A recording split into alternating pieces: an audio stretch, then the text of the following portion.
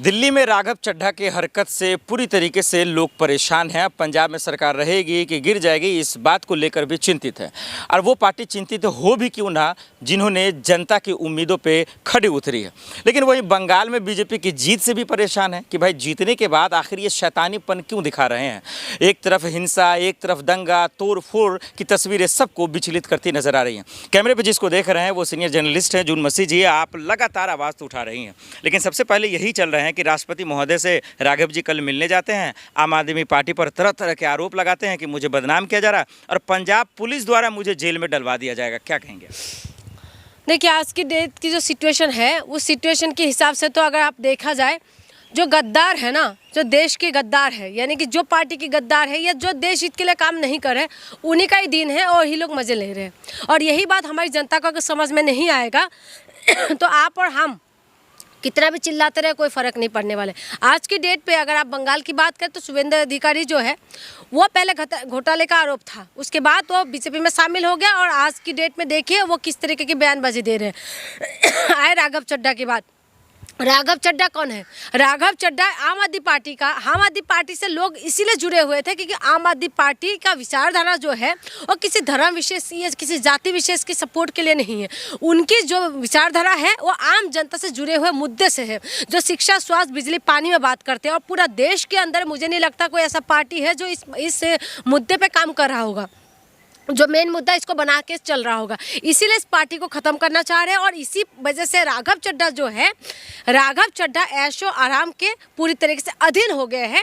इनको ऐशो आराम में रहने का इनकी आदत बन चुकी है। जब एक बार लोग कंफर्टेबल मूड में चले जाते हैं, उसके बाद जनता के लिए लड़ाई, जनाधार के लिए लड़ाई या जनता के मुद्दे के लिए लड़ाई वो भूल जाते हैं। और यही चीज़ें जो है ये चीज़ राघव चड्ढा के साथ हुआ है। और राघव चड्ढा ने वही तो किया है, मजे लिया पूरी तरीके से। पार्टी को बनाने में अरविंद केजरीवाल ने और तमाम लोगों ने जो मेहनत करी, उसके बाद ये पूरी तरह आते हैं, कुछ टाइम पार्टी में रहते हैं, प्रवक्ता बनते हैं, नेता बनते हैं और उसके बाद आप देखिए विधायक बन गए और विधायक भी पूरा कार्यकाल पूरा नहीं करते हैं और केजरीवाल ने खुद उनको राज्यसभा का सांसद बना दे। आप लगातार उनका पैटर्न को देखिए कि उनको किसी भी चीज़ के लिए संघर्ष नहीं करना पड़ा। और जब संघर्ष नहीं करके सारी चीज़ें यूं ही मिल जाते हैं ना, तो वही नेता इस तरीके की बड़ी बड़ी बातें करते हैं। और वही बातें तो करते हैं। लालू प्रसाद यादव को देखिए, लालू प्रसाद यादव के ऊपर कितना घोटाला का आरोप लगा, जेल तक पहुंच गया। क्या टच से मच हुआ? नहीं हुआ। वो इंसान जमीन से जुड़े हुए हैं और जमीनी मुद्दे को उठाता है, जनता के हित की बात करता था। वो लालू प्रसाद यादव जिसने बिहार में जो खटिया बनाते उसको बैठने का इजाजत नहीं था, लेकिन लालू प्रसाद यादव ने उनको बराबरी का हिस्सेदारी देने के लिए लालू प्रसाद यादव का नाम इतिहास में लिखा गया है और लिखा रहेगा। आज वो टच से मच नहीं हो गए कि नहीं गए बीजेपी के साथ। और इसी तरीके से जो है तमाम जो नेता, आप हेमंत सोरेन को देख लीजिए। हेमंत सोरेन का जो पिता है जी है, किस तरीके से संघर्ष किया आदिवासियों के लिए और आदिवासियों के साथ संघर्ष करके उन्होंने अपनी पार्टी बनाई।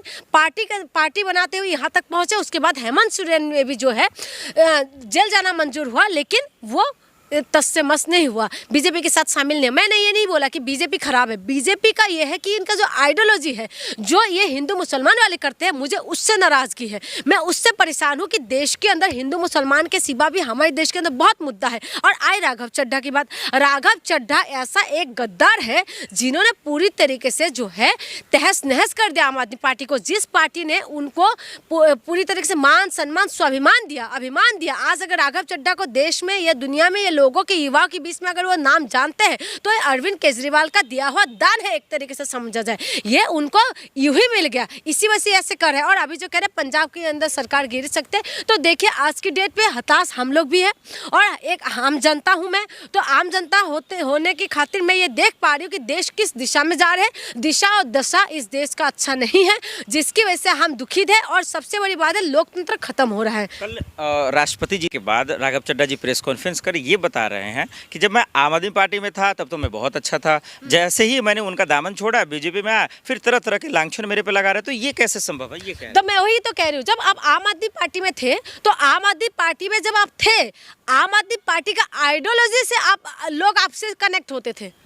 और आप जब बीजेपी में चले गए ना, तो बीजेपी में जाने का मतलब क्या है आपका? बीजेपी में आप उनकी आइडियोलॉजी की वजह से आप वहां चले गए, ये नहीं आपके ऊपर आरोप कहीं ना आप जेल ना पहुंच जाए, जैसे आम आदमी पार्टी का तमाम नेता जेल पहुंच गए थे, तो उसी डर के मारे आप बीजेपी में गए हैं। आप जो कह रहे कि मैं आम आदमी पार्टी में था तो मैं ये था, मैं फलाना में चले गए, मैं ये हो गया, तो इंसान जो है, इंसान यही तो करते। आप ट्रेन में सफ़र करो, आप फ्लाइट में सफ़र करो, इंसान एक ही है ना, लेकिन सफ़र करने का टाइमिंग का तो कम ज़्यादा होता है, सफ़र का मज़े भी अलग होता है।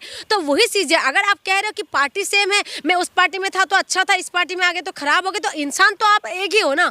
लेकिन दो जगह पे आप, आम आदमी पार्टी का आइडियोलॉजी अलग है, बीजेपी का आइडियोलॉजी अलग है। तो आप जब बीजेपी के आइडियोलॉजी में आप चले गए, बीजेपी का पैटर्न आप देखिए ना, बीजेपी किसको ले रहा है? बीजेपी उन तमाम नेता बीजेपी के साथ है, और तमाम नेता शामिल हो चुका है बीजेपी में जो घोटाले का आरोप लगे हुए थे। हेमंत बिश्व शर्मा जो नोटिस में उनको चाणक्य बोला, कोई आरोप तो नहीं था ना, लोकतंत्र में तो उसको अधिकार है, जहाँ चाहे वो जा सकते हैं ना, जा सकते हैं। लेकिन राघव चड्ढा के ऊपर क्या जल बोर्ड में रहा था तो बताया नहीं जा रहा था कि किसी डायरी में उनका नाम आ रहा था? राघव चड्ढा इस तरह, जब अरविंद केजरीवाल जेल के अंदर चले गए थे, मनीष सिसोदिया, सत्येंद्र जैन और संजय सिंह जेल के अंदर चले गए थे, तो राघव चड्ढा जो है उस वक्त कहाँ चले गए थे? और आंख बनाने चले गए, और उसके बाद उनको कभी ट्वीट करते हुए, कभी कुछ बोलते हुए आपने देखा है। और आप जो कह रहे हैं ना उनके ऊपर कोई आरोप नहीं है, तो तुम डर के मारे तो गए हैं, और किसकी वजह से गए? बीजेपी में जो लोग गए हैं वो किससे? आज जो अशोक, जो राघव चड्ढा की जगह जो अशोक करके जो जिस व्यक्ति को डिप्टी स्पीकर बना रहे थे, वो क्यों चले गए? ईडी का छापा पड़ा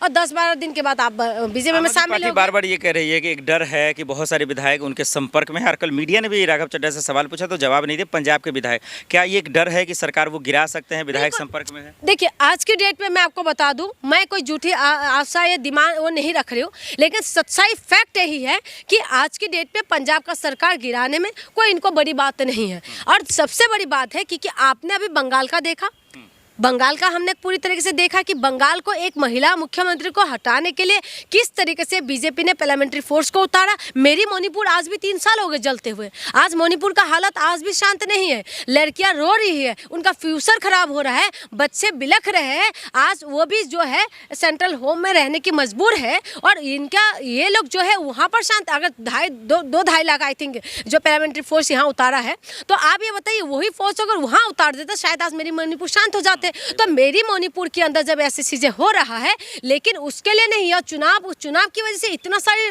फौज को यहाँ उतार दिया, तो ये सोचने वाली बात है कि एक इलेक्शन हो रहा है, वहाँ कोई दंगा नहीं हो रहा था ना, वहाँ पर कोई इस तरीके से वायलेंस नहीं हो रहे थे। लेकिन मणिपुर के अंदर जो है किस तरीके की वायलेंस हो रहा है, किस तरीके की लोग वहाँ मर रहे हैं, कि परेशान हो रहे हैं, बच्चों का फ्यूचर खराब हो रहा है। आपने जिक्र किया पश्चिम बंगाल का भी, इसलिए एक सवाल ले लेता हूँ। लोकतंत्र में हार और जीत एक तो खूबसूरती है, लेकिन जब बीजेपी पश्चिम बंगाल में जीत गई है इस बात से दुख है, या फिर ममता बनर्जी जी हार गई हैं इस बात से दुख है? आखिर तकलीफ है किस बात? मुझे दुख इस बात का है कि जो लोकतंत्र है, लोकतंत्र को खत्म कर दिया जा रहा है, इसीलिए मुझे दुख है। दुख इस बात का नहीं है कि बीजेपी जीत गए, बीजेपी से कोई पर्सनल दुश्मन नहीं हूँ, मुझे बीजेपी से नाराजगी इस बात का है कि मणिपुर के अंदर आपकी सरकार है, लेकिन मणिपुर को शांत क्यों नहीं करे, उसके लिए आप ऐसा ठोस कदम क्यों नहीं उठा रहे जिसकी वजह से मेरी मणिपुर शांत हो जाए। मैं इसीलिए नाराज हूँ, बाकी बीजेपी से कोई मेरी नाराजगी नहीं है कि बीजेपी ने बंगाल जीत गए, बीजेपी या ममता बनर्जी हार गई, कि ममता बनर्जी से मुझे कोई मोहब्बत भी नहीं है। बात यह है ना कि एक महिला को हराने के लिए आप पूरा फौज वहाँ उतार दी, चुनाव आयोग आपके पूरी तरीके से जिस तरीके से हरकतें हो रही है, समझ में नहीं आ रहा। पश्चिम बंगाल में जैसे ही बीजेपी जीती जश्न में तो डूबी थी, लेकिन दूसरी तरफ एकदम हिंसा, दंगा, तोड़ फोड़, उसको कैसे देखा जाए? क्या ये बहुत खतरनाक है, खौफनाक है लोकतंत्र के लिए? खौफनाक है, बिल्कुल खौफनाक है, और ये खौफनाक इसीलिए तो हम परेशान हैं, ये खौफनाक परिस्थिति की वजह से हम परेशान। आप जीत गए, बहुत अच्छी बात है। देखिए, हर एक पार्टी, पहले दिल्ली के अंदर आम आदमी पार्टी थी, उसके पहले कांग्रेस था, फिर अभी बीजेपी आ गए। इसका मतलब ये नहीं कि आप जीत गए तो इसका मतलब आप दूसरे विपक्षी पार्टी को आप दंगा फसाद करना शुरू कर दो, इनके नेताओं को मारना शुरू कर दो, ये नहीं है। ये तो लोकतंत्र की खूबसूरती है कि आप जीत गए, लेकिन बंगाल किस तरीके से जीता है ये सवाल है बहुत बड़ा। और दूसरी बात मैं आपको बता दूं, ये जो लोगों को ये लगता है कि हमें तो अपना खुद कमाने से मतलब है, हमें तो कमाना, कोई भी जीते कमाना तो हमें खुद ही है। आप ये रहिए कि अगर आपको कमाना ही है ना, तो आप ये समझ लें कि कमाने लायक भी आप नहीं रहने वाले, क्योंकि पूरी तरीके से खत्म करें। अगर लोकतंत्र खत्म हो जाएगा, बंगाल के अंदर 90 लाख के आसपास वोट वो हुआ था, कटिंग हो रही थी, तो आप देखिए ना किस तरीके से पैटर्न बनाया जा रहा है। और आए राघव चड्ढा की बात, राघव चड्ढा जिस तरीके से बोल रहा है कि जोर देता हूँ आखिरी सवाल और छोटा ही जवाब कि क्या राघव चड्ढा सोच समझकर आम आदमी पार्टी का साथ छोड़ा ताकि इसी बहाने, दिल्ली में तो खत्म हो ही गई आम आदमी पार्टी, पंजाब में भी खत्म कर दिया जाए, क्या एक साजिश है? ये बिल्कुल साजिश है और इसमें पूरी तरीके से भागीदारी संदीप पाठक जी भी है, क्योंकि संदीप पाठक मास्टरमाइंड है और संदीप पाठक ऐसा इंसान है जिसकी उनका कोई क्लू निकल के नहीं आ रहा था कि वो क्यों पार्टी छोड़ा या क्या उनकी बीच लेकिन संदीप पाठक जो बताया जा रहा है, हमें जो न्यूज़ खबर मिल रहा है उसके अकॉर्डिंग कि जब ये लोग सारे लोग जब जेल के अंदर था तो संदीप पाठक ने पूरी तरीके से संभाला। तो संदीप पाठक को नस पता है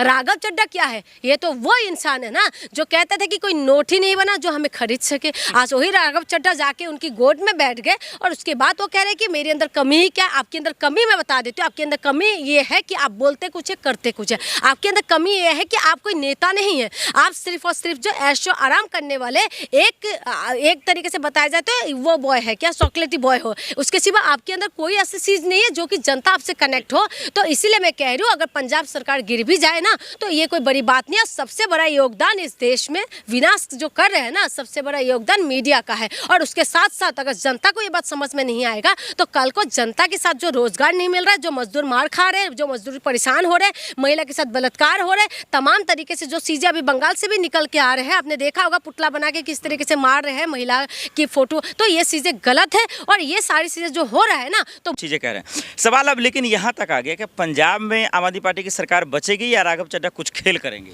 देखिए, भारतीय जनता पार्टी ने जिस तरीके से 2018 के चुनाव में मध्य प्रदेश में कांग्रेस को वहाँ की जनता ने पूरा जनादेश दिया, सरकार बनी, उसके बाद वहाँ 1-1.5 साल के बाद विधायकों को तोड़ा। तो जोड़ तोड़ की राजनीति करना, खरीद फरोख्त करना, विधायकों को खरीदना, लोगों पे नेताओं पर प्रेशर डाल के अपने साथ मिलाना, ये भाजपा का पुराना इतिहास है। तो राघव चड्ढा ने ये कहा है ना कि आम आदमी पार्टी की सिर्फ एक ही राज्य में सरकार है और भाजपा की 21 से 22 राज्य में सरकार है।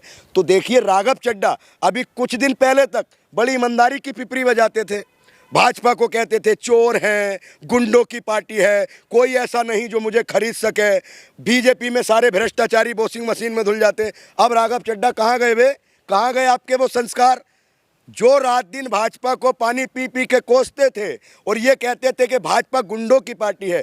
अब ये बताइए, राघव चड्ढा ऐसी कौन सी वॉशिंग मशीन में धुले हैं कि गुंडों के साथ जाकर बैठ। ये मैं नहीं कह रहा गुंडा, ये राघव चड्ढा के स्वयं बयान है, उन्होंने गुंडा कहा।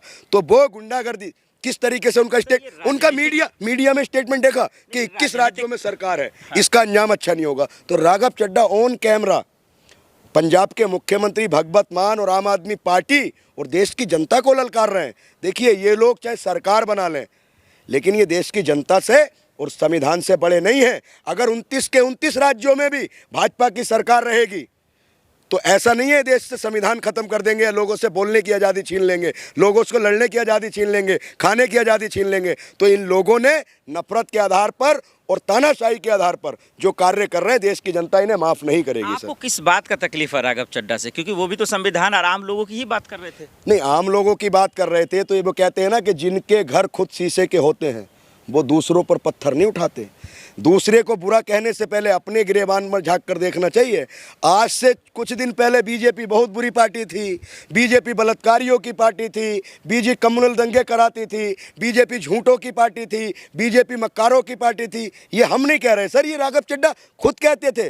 आज राघव चड्ढा उस पार्टी में जाकर बैठे हैं तो सिर्फ और सिर्फ सत्ता का लालच है। जब राघव चड्ढा उस अरविंद केजरीवाल का नहीं हो सके जिन्होंने उन्हें स्पोक पर्सन बनाया, उसके बाद विधायक बनाया, मिनिस्टर बनाया, लोकसभा का टिकट दिया, उसके बाद नंबर 2 की हैसियत दी, उसके बाद राज्यसभा की सीट दी। जब वो अरविंद केजरीवाल को और तमाम देश की जनता को धोखा दे सकते हैं तो ऐसे नेताओं पर एतबार करना गलत है। इस 2026 में अगर कहीं भी निकम्मेपन का, दोगलेपन का, झूठ का कोई सबसे बड़ा नाम आएगा तो वो नाम मात्र राघव चड्ढा का इतिहास में लिखा जाएगा। उसमें यकीन नहीं है, एतबार नहीं है, विश्वास नहीं है, लेकिन लोग कह रहे हैं कि भाई पंजाब का सीएम बनने जा रहा है राघव। अरे सर, सीएम बनने जा रहा है। एक बार बताइए, जनादेश की चोरी, पंजाब में जनादेश किसको दिया? वहाँ की जनता ने आम आदमी पार्टी को दिया। अब आप जनादेश की चोरी कर कर, खरीद फरोख्त कर कर, जोड़ तोड़ कर कर अगर आप सरकार बना लेंगे तो आपने जनादेश जनता ने आपको नहीं दिया, आप जोड़ तोड़ करके बेईमानी करके लोगों को डरा धमका के वो आप सत्ता हासिल करेंगे, लेकिन पंजाब की जनता ने जो जनादेश दिया था वो आम आदमी पार्टी को दिया था। चलिए आखिर में क्या कहेंगे? पश्चिम बंगाल आप देख रहे हैं, असम आप देख रहे हैं, 5 राज्यों का नतीजा आपने देखा, राघव चड्ढा का बीच में आपने जो वो तमाशा भी देखा, दंगा भी देख रहे हैं, क्या मैसेज है आपका, क्या पैगाम है? सर देखिए, जिस तरीके से बंगाल में जो शांति थी, लोग अपना बढ़िया तरीके से कारोबार कर रहे थे, प्यार मोहब्बत से रह रहे थे, सभी धर्म जाति के लोग मिलजुल कर रह रहे थे, गंगा जमनी तहजीब थी। लेकिन भाजपा की सरकार अभी बनी नहीं है, सिर्फ एक पोल आया है, रिजल्ट आया है, रिजल्ट भाजपा के पक्ष में है, बम्पर वोटिंग हुई है, भाजपा को ढेर सारी शुभकामनाएं। लेकिन जिस तरीके से आपने देखा कितनी सारी वीडियो आ रही है, तोड़ फोड़ की जा रही है, टीएमसी के कार्यालयों को तोड़ा जा रहा है, मुसलमानों के खिलाफ नारेबाजी की जा रही है और तमाम धार्मिक नारे लगाए जा रहे हैं। तो ये सब देखने का ये विषय है, क्या इस पर कंट्रोल हो पाएगा या नहीं पाएगा। हम देश के न्यायालय से ये मांग करते हैं, सुप्रीम कोर्ट से मांग करते हैं कि बंगाल में जो भी ये हो रहा है, इस पूरे प्रकरण को संज्ञान में लेकर उचित से उचित कार्रवाई की जाए। बहुत शुक्रिया।